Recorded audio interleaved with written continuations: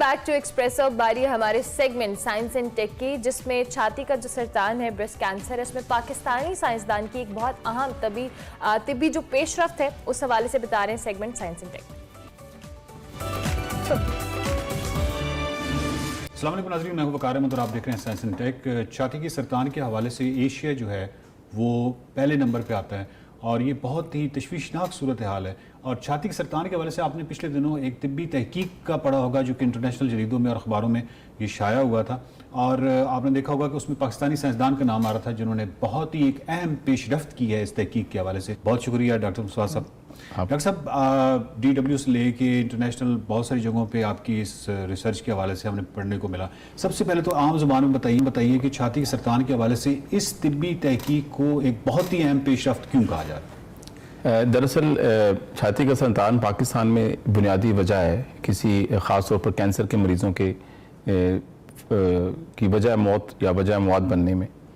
और अहम बात इसमें यह है कि हम बहुत सारे फैक्टर्स के बारे में बात करते हैं, हम दवाइयों के बारे में बात करते हैं, ट्रीटमेंट के बारे में बात करते हैं, कीमोथेरेपी के बारे में, रेडियोथेरेपी के बारे में बात करते हैं, लेकिन हम एक ऐसे फैक्टर को इग्नोर कर रहे हैं जो कैंसर के फैलाव में एक बहुत बड़ा अहम किरदार अदा कर रहा है। और वो जो फैक्टर है वो हमारी सोसाइटी में, आम सोसाइटीज़ के मुकाबले में बहुत ज़्यादा है, और वो है नफसियाती दबाव और स्ट्रेस और खौफ।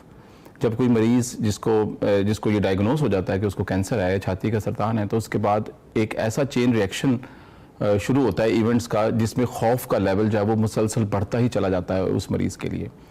तो ये फैक्टर हमेशा से इसके ऊपर बात नहीं की जाती। हमारे माशरे में वैसे भी स्ट्रेस को एक ऐसी चीज़ के तौर पे लिया जाता है जो कि एग्जिस्ट नहीं करती है, जो एक बहाने या एक्सक्यूज़ के तौर पे लिया जाता है। तो कहीं ना कहीं पर हम सब मानते हैं कि जो नफसियाती दबाव है ये हमारी सेहत के ऊपर बुरे असरात डालता है। हम सब जानते हैं हमारी नींद ख़राब होती है, हमारी भूख ख़राब होती है, हमारा सोना बैठना, पेट ख़राब हो जाता है कुछ लोगों का, लेकिन हम कहीं पर भी इस सवाल का जवाब तलाश नहीं कर पाते कि किस तरीके से एक ऐसी चीज़ जो एग्जिस्ट नहीं करती है, जो इनटेंजिबल है, फिजिकली जो मौजूद नहीं है, वो फिजिकली मौजूद चीज़ों को कैसे छेड़ रही है या कैसे ख़राब कर रही है। ये वो थॉट थी जब आज से 3 साल पहले मैंने इस तहकीक की बुनियाद रखी और मैंने सोचा कि इस नफसियाती दबाव के नतीजे में जो दिमाग इसको जो डील कर रहा है, इससे जो मुकाबला कर रहा है, उसके नतीजे में उसके जिस्म में, मरीज़ के जिस्म में कौन कौन सी तब्दीलियाँ आ रही हैं, और क्या उनमें से कोई तब्दीली ऐसी है जो कैंसर के साथ जुड़ी हुई है। तो हमें मालूम हुआ कि 5 ऐसे फैक्टर्स हैं जो कि कैंसर के साथ जुड़े हुए थे।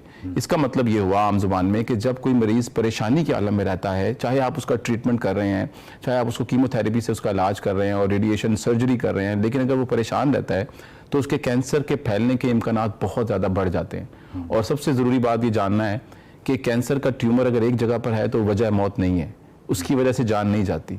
जान उस वक्त जाती है खुदा ना खास्ता जब वो कैंसर अपनी जगह छोड़ता है और एक जगह से यानी कि छाती से अपने सफ़र का आगाज़ करता है, वो हड्डियों पे हमला करता है, वो फेफड़ों पे हमला करता है और वो दिमाग पे हमला करता है। आपकी जो रिसर्च है ये बेसिकली इस चीज़ की अहाता कर रही है कि जो नफसियाती सेहत है, ये नफसियाती मामला आर्जा है, वो उसके फैलाव का सबब बन रहा है। इसकी कोरिलेशनिंग वहाँ बन रही है। जी बिल्कुल, वो कैंसर के फैलने की वजह बन रहा है, यानी कि जो मौत की वजह है उसके पीछे इसका एक ज़बरदस्त किरदार है।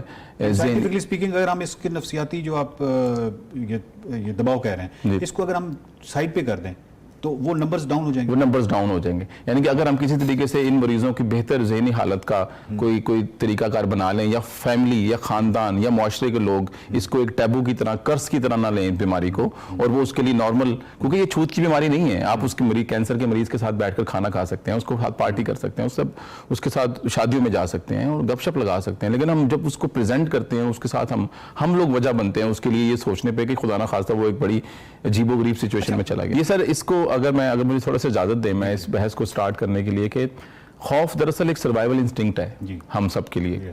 नेगेटिव तौर पे लिया जाता है, लेकिन ये हमारी बाउंड्रीज डिफाइन करता है। हम क्या करेंगे, क्या नहीं करेंगे, कितना करेंगे, कितना नहीं करेंगे, इससे ऊपर जाना है, इससे आगे रुक जाना है, तो ये खौफ डिफाइन करता है तो नेगेटिव, लेकिन ये हमारी ना हदें मुतय्यन करता है। हम प्रैक्टिस की मदद से खौफ से निजात हासिल करते हैं और अपनी बाउंड्रीज को और अपनी लिमिट्स को बढ़ाते चले जाते हैं। लेकिन जब कोई दिमाग खौफ में आता है ना, वो दरअसल एक मैसेज होता है दिमाग के खास हिस्से में, सेंट्रल रीजन में, लिम्बिक रीजन बोलते हैं उसको, जो उसको परसीव करता है उस खौफ के माहौल को, मुझे अलर्ट होना है, कुछ नॉर्मल नहीं है। तो आफ्टर सम टाइम वो हम जब उसको एड्रेस कर लेते हैं तो दिमाग उस कोपिंग स्ट्रेटजी से वापस चला जाता है। یہ نارمل خوف سے ڈیل کرنے کا ایک طریقہ ہے. کچھ چیزوں کو وہ اٹھا لیتا ہے, کچھ چیزوں کو نیچے کر دیتا ہے, پرابلم سالو کر دیتا ہے, ہمیں کچھ زیادہ انرجی چاہیے ہوتی ہے اس کو اویلیبل کر دیتا ہے, ہارٹ کی رفتار کو مینیج کر دیتا ہے, خون کے اندر جو خوراک کی موومنٹ ہے اس کو بدل دیتا ہے. تو اس حالات کے لیے وہ ہمیں تیار کرتا ہے. اور آفٹر سم ٹائم آپ ایک امیجن کریں, ایک بندہ جو اسٹرینڈ پوزیشن میں, دماغ جو ایک سخت حالت میں ہے, جب وہ سچویشن ہینڈل کر لے گا وہ واپس نارمل ہو جائے گا. یہ ہے کوپنگ اسٹریٹجی دماغ کی کسی سٹریس کو, کسی خوف کو, فیئر کو ڈیل کرنے کی. اب کینسر کے مریض کو جب یہ پتہ لگتا ہے کہ وہ کینسر میں ہے تو ایک تو خود سے اس کے اندر ایک خوف کا عنصر پیدا ہوتا ہے. دوسرا, خواتین کے کینسر میں جو زیادہ تکلیف دہ بات یہ ہے کہ جو بال اور جو چھاتیاں جو ریموو ہو جاتی ہیں سرجری کے دوران اور کیموتھیراپی میں بال چلے جاتے ہیں, یہ اتنے فیمینن کریکٹر ہیں, یہ مرد حضرات کے لیے بہت مشکل ہے اس کی تکلیف کو سمجھنا. ان کو اپنے آپ کو چھپانا پڑتا ہے اپنے لوڈ ونس کے ساتھ, وہ کہیں گھل مل نہیں سکتے, باہر نہیں جا سکتے ہیں, جواب دینا پڑتا ہے کہ بال کیوں نہیں ہے یا میں نے سر کیوں ڈھانپا ہوا. یہ وہ چیزیں ہیں جو ہم نے مشکل بنا دی ہیں ان کے لیے, جس کی وجہ سے وہ زیادہ محسوس کرتے ہیں اس تکلیف کو. اب وہ کانسٹنٹ اسٹیٹ آف فیئر, اور پھر سب سے بڑا دنیا میں خوف ایک ہے اور وہ ہے موت کا خوف, جس کی وجہ سے اس کا دماغ اس سٹیٹ سے واپس نہیں آ پاتا. وہ constantly chronic state of fear میں رہتا ہے, جس کی وجہ سے اس کے دماغ میں جو تبدیلیاں آتی ہیں وہ اس کے جسم کے اندر کچھ جینز کو کم زیادہ کر دیتی ہیں مستقل بنیادوں پر. اور وہ جو جینز کم زیادہ ہوتے ہیں ان میں سے ہم نے یہ پتہ لگایا کہ 5 ایسے ہیں جو کینسر کے پھیلنے کا باعث ہیں. اچھا, اس کا مطلب ہے یہ بنیادی اسٹڈی. اس کا مطلب اگر ہم نے اس کی مدد کرنی ہے, کینسر کے مریضہ کی مدد کرنی ہے, تو ہم اس کو ایک ایسا ماحول دینے کی کوشش کریں جس میں وہ خوش ہو, جس کے اندر وہ ذہنی طور پر بہتر محسوس کرتی ہو. تو اس کے لیے کینسر کے پھیلاؤ کو روکنے میں ہم معاون ثابت ہو سکتے ہیں. بہت شکریہ ڈاکٹر صاحب. بالکل آپ کی بات سے مجھے ایسی لگ رہا ہے جیسے 2 گھنٹے فائٹ اینڈ فلائٹ رسپانس پہ رہنا چلے سمجھ آتا ہے. اگر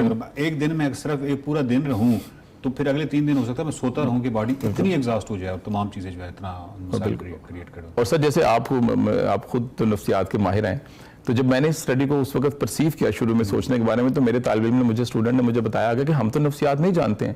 اس وقت تک کسی بھی مریض کے بارے میں یہ جاننا کہ وہ سٹریس میں ہے یا نہیں ہے, ہمارے پاس تو کوئی پیمانہ ہے ہی نہیں, کوئی ایسا ٹیسٹ نہیں ہے, کوئی ایسا میڈیکل ڈائگنوسٹک کا ٹول نہیں ہے کہ ہم بتائیں کہ اچھا تم سٹریس میں ہو اور تم سٹریس میں نہیں ہو.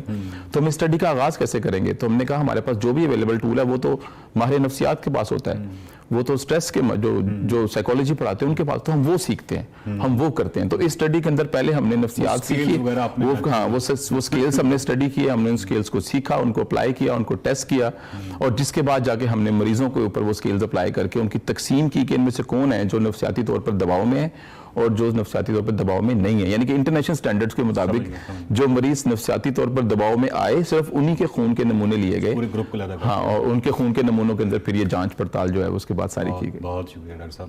ناظرین, بات یہ ہے کہ جو دماغ ہے اس کو ہم بظاہر تو کہتے ہیں کہ کائنات کی سب سے پیچیدہ ترین چیز ہے, لیکن ہمارا دھیان اگر ہم اپنی سوسائٹی کے حوالے سے یا اپنے کلچر کے حوالے سے دیکھیں تو کوئی ایسا زیادہ نہیں ہوتا. ہم مثال کے طور پہ بچوں کی جو جسمانی غذا ہے یا جسمانی جو خد و خال ہے اس پہ ہمارا بہت زیادہ فوکس ہوتا ہے, لیکن جو اس کے برین کی غذا ہے یعنی سوالوں کے جواب, اس پہ ہمارا کوئی فوکس نہیں ہوتا. اسی طریقے سے اگر کسی کو کوئی ڈس آرڈر ہو جائے, ہر بندے کو کوئی نہ کوئی ڈس آرڈر ہوتا ہے, تو کہنے کا مطلب یہ جو سٹگماز ہیں, یہ سٹگماز جو ہیں یہ برین کے حوالے سے جو ہماری ترجیح ہے اس کو کم کر دیتے ہیں. برین جو ہے, دماغ جو ہے, یہ اتنی بڑی چیز ہے کہ آپ کے تمام بیماریاں, تمام بڑی چیزوں کے حوالے سے کہیں نہ کہیں کورلیشننگ نکلتی ہے اس کی, اور اس پہ بہت زیادہ اسٹڈی ہونے کی ضرورت ہے. لیکن ڈاکٹر مصطفیٰ صاحب کو میں دوبارہ شکریہ ادا کروں گا, وہ پاکستان کا فخر ہے, اتنی بڑی اور اتنی کمال اور اتنی اہم اسٹڈی جو ہے انہوں نے کی ہے. دیکھتے رہیے سائنس اینڈ ٹیک.